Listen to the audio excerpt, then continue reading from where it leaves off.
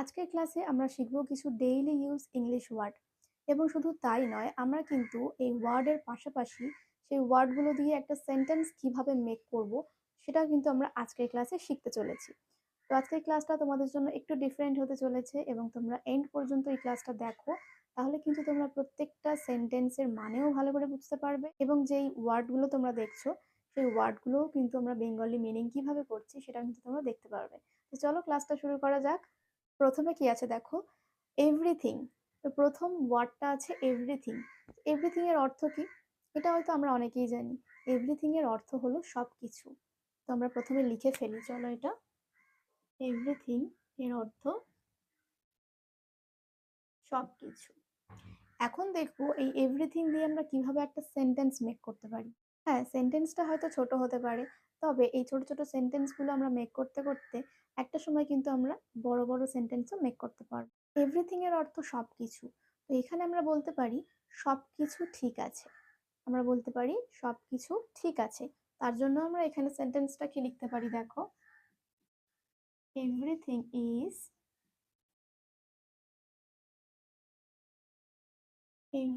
Is fine. এর অর্থ দেখো সবকিছু ঠিক আছে। এর অর্থ সবকিছু ঠিক আছে। তো আমরা ইংলিশে কিভাবে বলতে পারছি? Everything is fine. Everything is fine. এছাড়াও আমরা আরো কিছু সেন্টেন্স কিন্তু মেক করতে পারি। যেমন, আমি তার ব্যাপারে সবকিছু জানি। আমি তার ব্যাপারে সবকিছু জানি। এখানেও কিন্তু সবকিছু ওয়ার্ডটা চলে আসছে।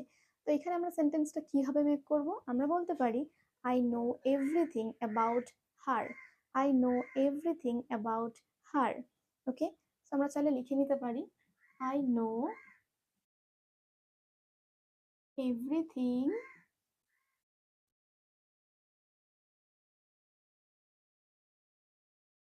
About her. আমি তার ব্যাপারে সবকিছু জানি বা আমি তার সম্পর্কে সবকিছু জানি। I know everything about her. I know everything about her. Okay, next one আছে দেখো, মিস্টেক। এখানে আছে মিস্টেক। তো মিস্টেকের অর্থ কি? মিস্টেকের অর্থ হলো ভুল। আমরা লিখে নিই প্রথমে, ভুল করা। এখানে আমরা মিস্টেক ওয়ার্ডটাকে ইউজ করব। তো মিস্টেক দিয়ে আমরা একটা সেন্টেন্স লিখতে পারি, আমি ভুল করেছি। এখানে আমরা সেন্টেন্সটা ইংলিশে কিভাবে লিখতে পারি, চলো দেখা যাক কিভাবে লিখতে পারি। I made a mistake. I made a mistake মানে আমি ভুল করে ফেলেছি বা আমি ভুল করেছি। তো এইভাবে কিন্তু আমরা মিস্টেক দিয়ে সেন্টেন্স মেক করতে পারি ইজিলি। এছাড়াও আমরা বলতে পারি সে ভুল করেছে। সে অনেক ভুল করেছে। She made a lot of mistake. She made a lot of mistake. সে অনেক ভুল করে ফেলেছে। তো আমরা কিন্তু দেখো সেন্টেন্সটা এখানে লিখে নিচ্ছি, She made a lot of, অর্থাৎ প্রচুর বা অনেক, তখন আমরা lot of কথাটা ইউজ করব। She made a lot of mistake. সে অনেক ভুল করেছে। ওকে, দেখো পরেরটা কি আছে, ফরগিভ। ফরগিভ এর অর্থ কি? ফরগিভ এর অর্থ হলো ক্ষমা করা। আমরা প্রথমে লিখে ফেলি, ক্ষমা করা। এখন এই ক্ষমা করা শব্দটাকে নিয়ে আমরা একটা সেন্টেন্স মেক করব। যেমন তুমি বলতে পারো, তুমি কি আমাকে ক্ষমা করতে পারবে? তুমি কি আমাকে ক্ষমা করতে পারবে? এখানে আমরা সেন্টেন্সটা ইংলিশে কিভাবে বলতে পারি দেখো, can you forgive me? Can you forgive me? এবং শেষে কি হবে, একটা কোয়েশ্চেন মার্ক চলে আসবে, যেহেতু আমি একটা প্রশ্ন করেছি এখানে। তো আমি সেন্টেন্সটা কিভাবে মেক করলাম দেখো, তুমি কি আমাকে ক্ষমা করতে পারবে? সবার প্রথমে আমি ক্যান নিয়ে চলে এসেছি। তো ক্যান ইউ, তুমি কি পারবে আমাকে ক্ষমা করতে, ফরগিভ মি? তো এইভাবে কিন্তু আমরা সেন্টেন্সটা মেক করলাম। এবং এছাড়াও আমরা বলতে পারি তোমার শত্রুদের ক্ষমা করে দাও, forgive your enemies. Forgive your enemies. Enemy কথার অর্থ হলো শত্রু। আচ্ছা, এর পরের ওয়ার্ডটায় চলে যাই, নিড। নিড এর অর্থ কি? নিড এর অর্থ হলো প্রয়োজন বা দরকার। প্রয়োজন বা দরকার। প্রয়োজন অর্থ হলো নিড। এবার আমরা দেখবো নিড দিয়ে আমরা কি সেন্টেন্স মেক করতে পারি। আমার তোমার সাহায্যের দরকার। তো এখানে আমরা সেন্টেন্সটা কিভাবে মেক করব দেখো, I need your help. I need অর্থাৎ আমার দরকার বা আমার প্রয়োজন, কিসের দরকার? তোমার সাহায্যের। তাহলে কি লিখবো? Your help. I need your help, আমার তোমার সাহায্যের দরকার। এছাড়াও আমরা বলতে পারি, তোমার কি কোনো কিছুর দরকার আছে? তোমার কি কোনো কিছুর দরকার আছে? Do you need anything else?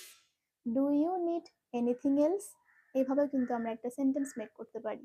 এছাড়াও আমরা যদি বলতে চাই, আমার একটা পেন্সিল দরকার, আমরা এখানে কি বলবো? ভীষণ সহজ। কিভাবে বলবো তাহলে দেখো, আই নিড আ পেন্সিল। খুব সহজ একটা বাক্য। আমার একটা বইয়ের দরকার, আই নিড আ বুক। এভাবে কিন্তু আমরা সেন্টেন্সগুলো মেক করতে পারছি, দেখো খুব ইজিলি। এবং তোমরা চাইলে কিন্তু এরকম সেন্টেন্স আরো মেক করতে পারো যদি তোমরা একটু চেষ্টা করো। এছাড়াও আমরা বলতে পারি, আমার কিছু সময়ের দরকার, I need some time. I need some time এর অর্থ আমার কিছু সময়ের দরকার। চলো নেক্সট কি আছে দেখি। নেক্সট আছে টুমরো। টুমরো এর অর্থ কি? টুমরো এর অর্থ হলো আগামীকাল। আগামীকাল, এটা বোঝাতে আমরা টুমরোকে ব্যবহার করি। আগামীকাল।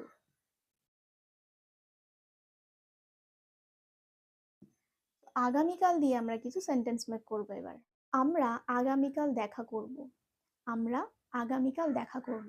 এখানে আমরা কিভাবে সেন্টেন্সটা মেক করতে পারি চলো দেখে নিই। We will meet. মিট এর অর্থ দেখা করা বা সাক্ষাৎ করা। তো উই উইল মিট, কবে দেখা করব বলেছি? আগামীকাল। তাহলে আমরা এখানে কি ব্যবহার করব? Tomorrow. So we will meet tomorrow. We will meet tomorrow, আমরা আগামীকাল দেখা করব। এছাড়াও আমরা বলতে পারি, আমি এটা আগামীকাল করব। আমি এটা কালকে করব, অর্থাৎ আগামীকাল। তো এখানে আমরা বলবো, I will do it tomorrow. I will do it tomorrow. চলো পরেরটা কি আছে দেখো, ওয়ান্ট। সো ওয়ান্ট এর মানে কি আমরা অনেকেই জানি। ওয়ান্ট মানে হলো চাওয়া। কোনো কিছু চাওয়া অর্থে আমরা ওয়ান্ট এর ব্যবহার করে থাকি। তো লিখে ফেলি, ওয়ান্ট মানে হলো চাওয়া। এবারে আমরা এই ওয়ান্ট দিয়ে কিছু সেন্টেন্স মেক করতে শিখব। আমি তোমাকে সাহায্য করতে চাই। এখানে আমরা কি বলবো? আমি তোমাকে সাহায্য করতে চাই। তো এখানে ইংলিশে কি বলতে পারি দেখো, I want to help you. I want to help you এর অর্থ আমি তোমাকে সাহায্য করতে চাই। এছাড়াও আমরা বলতে পারি, আমার একটা নতুন জামা চাই। আমার একটা নতুন জামা চাই। এখানে আমরা সেন্টেন্সটা কিভাবে বলতে পারি চলো দেখো, I want to buy a new dress. I want to buy a new dress. Buy এর অর্থ হলো কোনো কিছু কেনা। তো বাই আমরা কেন বলছি? কারণ আমরা একটা নতুন জামা কিনতে চাই, তাই বলছি I want to buy a new dress. এর পরের বোর্ডে আমরা দেখতে চলেছি আরো কিছু নতুন নতুন সেন্টেন্স। চলো দেখে নেওয়া যাক। পরেরটা আছে দেখো, ওয়েট। সো ওয়েট দিয়ে আমরা সেন্টেন্স মেক করতে শিখবো, তবে তার আগে ওয়েট এর অর্থটা আমাদের জানা উচিত। ওয়েট এর অর্থ হলো অপেক্ষা করা। এটা বোধহয় তোমরা অনেকেই জানো। ওয়েট মানে হলো অপেক্ষা করা। অপেক্ষা দিয়ে আমরা একটা সেন্টেন্স মেক করি চলো, আমি তোমার জন্য অপেক্ষা করছি। এই কথাগুলো কিন্তু আমরা প্রায় বলি, যখন আমরা কারোর জন্য অপেক্ষা করি তখন আমরা এই কথাটাকে ইংলিশে কিভাবে বলবো? তখন আমরা বলতে পারি, I am waiting for you. I am waiting for you. তো কি বলছি দেখো, I am waiting for you. I am waiting for you. এছাড়াও আমরা যদি বলতে চাই, তুমি কি আমার জন্য অপেক্ষা করছো? তুমি কি আমার জন্য অপেক্ষা করছো? Are you waiting for me. এখানে আমরা বলবো, are you waiting for me. এভাবে কিন্তু আমরা সেন্টেন্সটা বলতে পারি। ওকে, পরেরটা চলে যাই, দেখো কি আছে, রিচ। রিচ এর অর্থ কি? রিচ এর অর্থ হলো ধনী। তো রিচ এর অর্থ আমরা লিখে নিই প্রথমে, এর অর্থ হলো ধনী। ওকে, এবার এই রিচ ওয়ার্ডটা দিয়ে আমরা একটা সেন্টেন্স চলো মেক করি। সে খুব ধনী বা সেই লোকটি খুব ধনী। এখানে আমরা ইংলিশে কি বলবো? একটা ছোট্ট সেন্টেন্স দেখো, সে খুব ধনী। তো he is very rich. He is very rich, এভাবেও বলতে পারি। He is very rich. One, late. তো লেট এর অর্থ কি? লেট মানে হলো দেরি করা। দেরি হয়ে গেছে বলতে আমরা কি বোঝাই? লেট। এখানে আমরা লিখবো দেরি করা। ওকে, আমার দেরি হয়ে যাচ্ছে। আমার দেরি হয়ে যাচ্ছে, এখানে আমরা কি বলতে পারি? চলো দেখো, I am getting late. I am getting late এর অর্থ আমার দেরি হচ্ছে বা আমার দেরি হয়ে যাচ্ছে। এবার যদি বলি তোমার দেরি হয়ে যাচ্ছে, তখন কি বলবো? You are getting late. তোমার দেরি হয়ে যাচ্ছে, you are getting late. Okay, এভাবে কিন্তু আমরা সেন্টেন্সটা বলতে পারি। ওকে, পরেরটা চলে যাই। ফরগট। ফরগট এর মানে কি? ফরগট এর মানে ভুলে যাওয়া। এখানে আমরা লিখবো ফরগট এর অর্থ ভুলে যাওয়া। এবার আমরা দেখব ফরগট দিয়ে কিছু সেন্টেন্স। আমি আমার ফোনটা আনতে ভুলে গেছি। এরকম কথা আমরা বলে থাকি না প্রায়, যে আমি আমার ফোনটাই আনতে ভুলে গেছি। এখানে আমরা ইংলিশে কিভাবে বলবো সেন্টেন্সটা? I forgot to bring my phone. কি বলবো? I forgot to bring my phone. I forgot অর্থাৎ আমি ভুলে গেছি, টু ব্রিং মাই ফোন।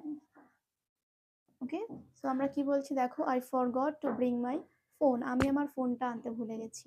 আচ্ছা, এছাড়া আমরা কি বলতে পারি? সে লাইটের সুইচটা অফ করতে ভুলে গেছে। আমরা এখানে ইংলিশে কিভাবে সেন্টেন্সটা বলবো? এখানে বলতে পারি he forgot to turn off the light. Turn off the light মানে লাইটের সুইচ অফ করা। তো সে ভুলে গেছে, he forgot to turn off the light. সে লাইটের সুইচ অফ করতে ভুলে গেছে। Okay, so next one, blame. ব্লেমের অর্থ কি বলতো? ব্লেমের অর্থ হলো দোষ, কাউকে দোষ দেওয়া। এখানে আমরা কিন্তু ব্লেম ব্যবহার করি, দোষ দেওয়া। এখানে আমরা বলতে পারি আমাকে দোষ দিও না, আমাকে দোষ দিও না। এখানে সেন্টেন্সটা কি হবে? খুব সহজ, don't blame me. Don't blame me অর্থাৎ আমাকে দোষ দিও না। ডো নট বা don't blame me. Don't blame me এর অর্থ আমাকে দোষ দিও না। ওকে, পরেরটা চলে যাই দেখো, লাইক। লাইকের অর্থ কি বলো? লাইকের অর্থ আমরা সবাই জানি, পছন্দ করা। তো আমরা লিখে নিই, লাইকের অর্থ হলো পছন্দ করা। লাইক দিয়ে আমরা একটা সেন্টেন্স মেক করি, চলো। আমি বাস্কেটবল পছন্দ করি। I like the basketball. আমি ভাত খেতে পছন্দ করি। I like to eat rice. আমি সাঁতার কাটতে পছন্দ করি। I like to swim. তো এইভাবে কিন্তু আমরা অনেক সেন্টেন্স আমরা লাইক দিয়ে বলতে পারি। দেখো কি বলছি, I like the basketball. I like the basketball, আমি বাস্কেটবল পছন্দ করি। এইভাবে কিন্তু আমরা আই লাইক বলে বাকি অংশটুকু লিখতে পারি। আই লাইক টু ওয়াক, আমি হাঁটতে পছন্দ করি। আই লাইক টু রান, আমি দৌড়াতে পছন্দ করি। আমি পড়তে পছন্দ করি। I like to read. আমরা এইভাবে কিন্তু সেন্টেন্সগুলো বলতে পারি। ওকে, তো দেখো আজকে ক্লাসের সেন্টেন্স বা ওয়ার্ড যেগুলো তোমরা শিখলে, সেগুলো তোমাদের কেমন লাগে সেটা কিন্তু আমাকে কমেন্ট বক্সে জানিও। আর ভালো লাগলে অবশ্যই লাইক করে দিও। আর চ্যানেলটিকে সাবস্ক্রাইব করে রাখো আমার এরকম ক্লাস আরও পাওয়ার জন্য। চলো দেখা হচ্ছে পরের ক্লাসে। Thanks for watching.